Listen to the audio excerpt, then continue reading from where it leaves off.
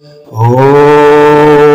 नमः शिवाय। एक वैश्या और भगवान की सच्ची कहानी।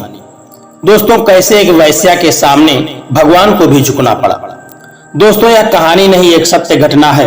यह कहानी आप बड़े ध्यान से सुनना। भक्त और भगवान के प्रेम का अद्भुत मिलन इस कहानी में है।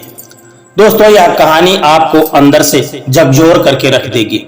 इसलिए मेरा आपसे निवेदन है कि इस कहानी को जरूर सुनना, क्योंकि यह कहानी भगवान और भक्त के बीच में विश्वास पैदा करने वाली है। दोस्तों, दक्षिण भारत में एक बारमुखी नाम की वैश्या रहती थी और जीवन भर उसने भजन, साधना, नाम जप कुछ भी नहीं किया था।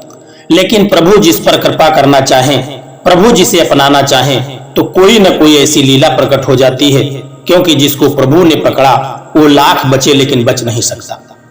एक दिन शाम के समय कुछ साधु महात्मा संत वैष्णव यात्रा करते करते उसी बारमुखी के गांव में आ पहुंचे।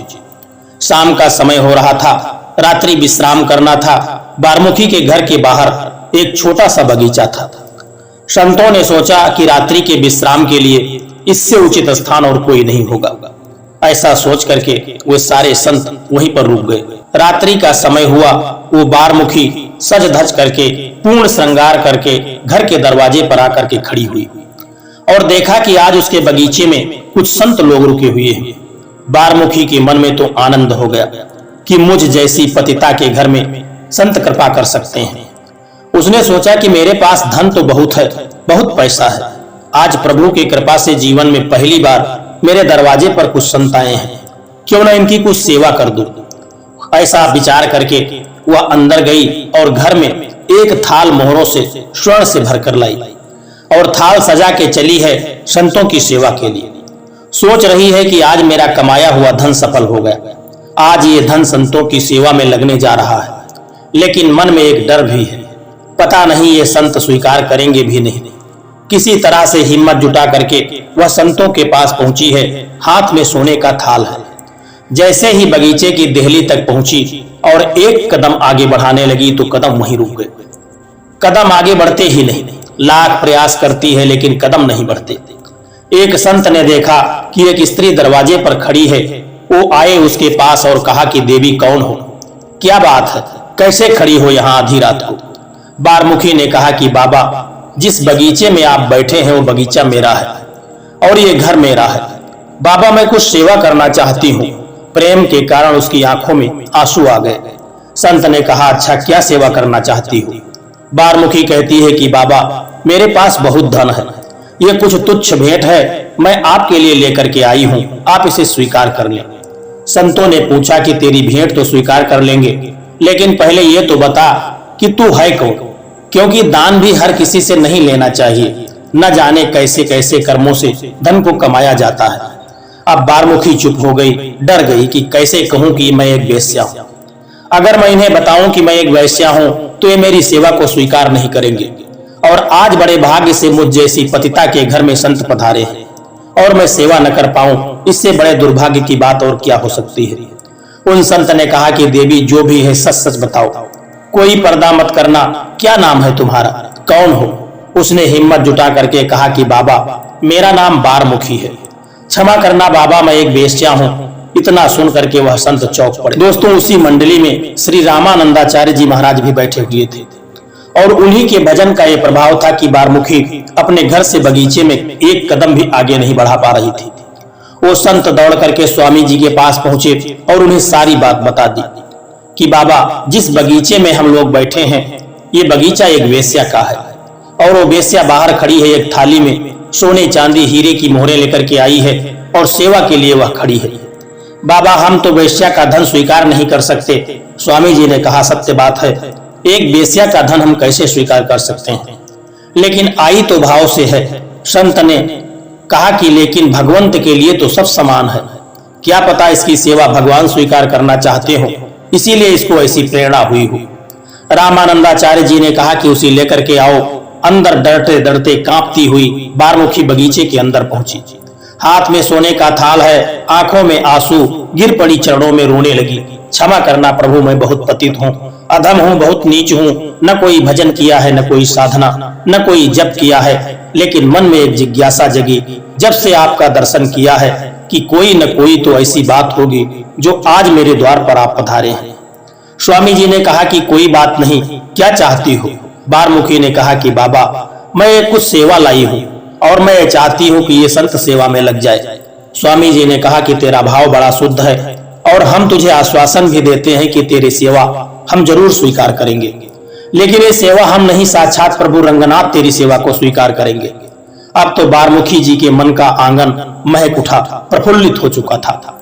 एक संत का वाक्य कभी झूठा नहीं हो सकता, कोई न कोई युक्ति जरूर होगी कि ये सेवा प्रभु स्वीकार करेंगे।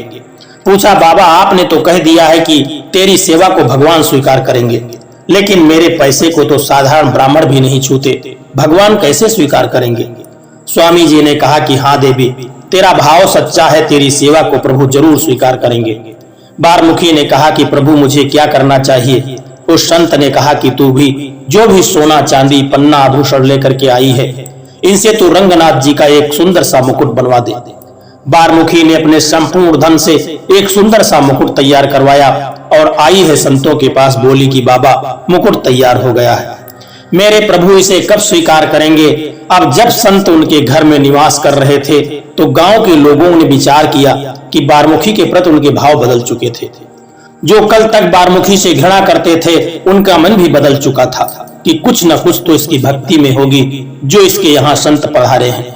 मुकुट तैयार हुआ, संतों ने कहा कि हम भी तुम्हारे साथ रंगनाथ जी की यात्रा पर चलते हैं। संत चल रहे थे, गांव के लोग भी साथ में चल रहे थे। बारमुखी के हाथों में वो मुकुट है। चलते चलते काफी दिन बीत चुके थे।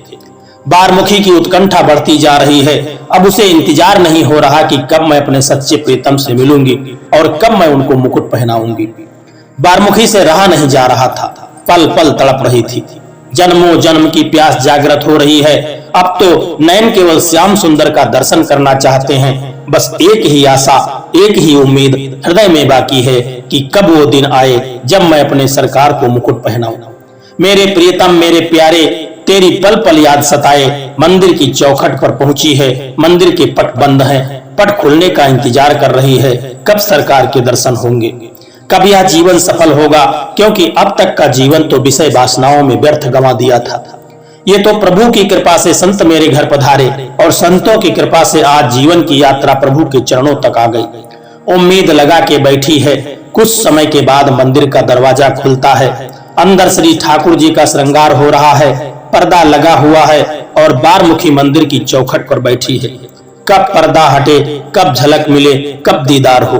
बार बार कह रही है कि सरकार मैं जानती हूँ, मैं अधम हूँ, पतित हूँ, मैं नीच हूँ, लेकिन मन में विश्वास है कि संतों के माध्यम से यह कृपा मुझ पे होने जा रही है और जो बात संत ठान ले वो फिर प्रभु पूरी करते ही हैं।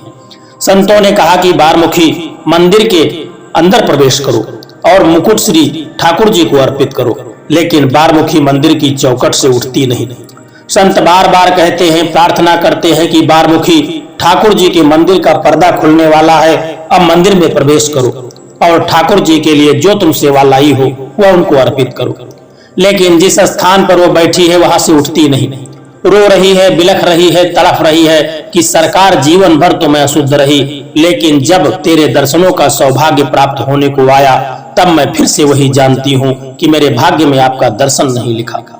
मैंने कभी भजन नहीं किया, लेकिन प्रभु मुझे तो आपके इन संतों ने विश्वास दिलाया था, आपके भक्तों ने विश्वास दिलाया था और जब मैं यहाँ तक आ गई तो अब देर किस बात की है।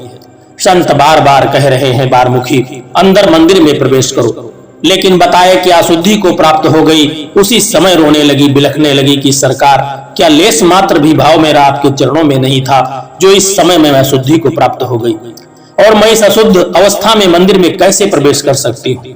लोगों को जब पता चला तो वे नाना प्रकार के अपशब्द बारमुखी जी को कहने लगे। बारमुखी जी रोते हुए कह रही है कि सरकार मेरा अपना कोई बल नहीं है, लेकिन संतों की बात पे विश्वास है, अब तो आप ही कुछ लीला करो तो बात बन जाए। 2 दिन हो गए, मंदिर की चौखट पर पड़े हुए अन्न जल का सब त्याग कर दिया और एक ही करुण पुकार से ठाकुर को बुला रही है। कई जन्मों से बुला रही हूँ, कोई तो रिश्ता जरूर होगा। बिलख रही है, रो रही है दरवाजे पर, प्राण कंठ में आ गए। अब कुछ ही समय तक शरीर प्राणों को धारण कर सकता है। तड़प रही है कि सरकार बस एक बार जाते जाते आपका दर्शन हो जाए। एक ही छोटी सी आशा है, बस आप कृपा कर दे, प्राण पखेरु उड़ने से पहले बस एक झलक आपकी मिल जाए सरकार। उधर मंदिर के पुजारी श्री रंगनाथ प्रभु का श्रृंगार करके हटे। जैसे ही पर्दा हटाने लगे तो रंगनाथ जी ने पुजारी का हाथ पकड़ लिया और कहा कि मंदिर के दरवाजे पर एक देवी पड़ी है, प्राण छूटने वाले हैं, उसे मंदिर के अंदर लेकर के आओ। प्रभु की आज्ञा है, पुजारी मना कैसे कर सकते हैं। पुजारी जी बाहर गए बारमुखी के पास, बिल्कुल बेसुध पड़ी थी, प्राण निकलने वाले थे। पुजारी ने बारमुखी से कहा कि देवी अंदर चलो, सरकार के दर्शन करो। रो रही है, कैसे कहे कि मंदिर में प्रवेश नहीं कर सकती। पुजारी बारमुखी जी को अंदर तक लेके जाते हैं। लेटे लेटे पहुंची है, क्योंकि शरीर में तो शक्ति क्षीण हो चुकी है। पुजारी जी ने कहा, जो तुम्हारे मन की अभिलाषा है पूर्ण करो। सरकार सामने है, हाथ कांप रहे हैं, वो मुकुट हाथ में है। पुजारी से कहा कि यह मुकुट धारण कराना है प्रभु को। अभी पुजारी के हाथ में मुकुट लेने ही वाले थे, इतने में तो रंगनाथ जी मंदिर के बाहर आ गए और अपना शीश झुका दिया बारमुखी के आगे। बारमुखी, ये मुकुट पहनूंगा तो केवल तेरे ही हाथों से। भक्त और भगवान का मिलन हो गया। श्री ठाकुर जी ने बारमुखी के हाथों से उस मुकुट को धारण कर लिया। चारों ओर बारमुखी जी की भक्ति की जय जयकार होने लगी। दोस्तों, यह भक्त और भगवान की कहानी आपको कैसी लगी है, एक प्यारा सा कमेंट करके जरूर बताना। और यदि वीडियो आपको पसंद आया है, अच्छा लगा है, तो इस वीडियो को लाइक शेयर करना और चैनल को सब्सक्राइब करने की भी कृपा कर देना। जय श्री कृष्णा, राधे राधे।